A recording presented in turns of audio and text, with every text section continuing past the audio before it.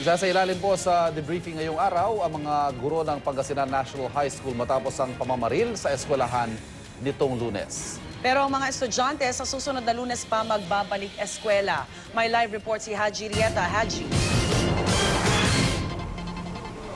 Yes, Rhea Ivan, matapos nga ang 3 araw, matapos ito nga naganap na malagay na pamamaril dito nga sa Pangasinan National High School sa Lingayen, ay balik eskwela ngayon. Ito nga mga guro sa PNHS para nga magsagawa ng debriefing dito sa loob ng eskwelahan. At matapos nga ang naganap na pamamaril ni PO3 Alipio sa kanya dito sa eskwelahan, ay sinara muna o sinuspende muna ang klase dito sa Pangasinan National High School para naman maibsan ang trauma ng mga estudyante. Sinuspindi rin nga ang klase maging operasyon ng paaralan matapos ang insidente at nag-ugat ang pamamarilang sospek na hindi ito makasingil sa mga pautang sa ilang guro ng nasabing paaralan.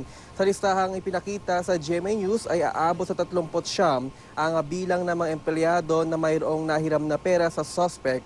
At kahapon na-inquest naman na si Alipio kasama ang driver nito sa Pangasinan Prosecutor's Office ng Lingayen RTC at nasampan na ng kasong 4 counts of murder at 3 counts of frustrated murder.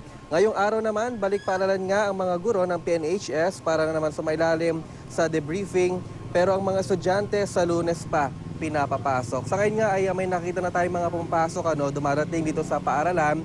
At ang DepEd ng Pangasinan ang siyang mangunguna sa nasabing debriefing kasama naman na ang Provincial Health Office. At yan muna pinakalites, balik sa inyo. Maraming salamat, Haji Rieta.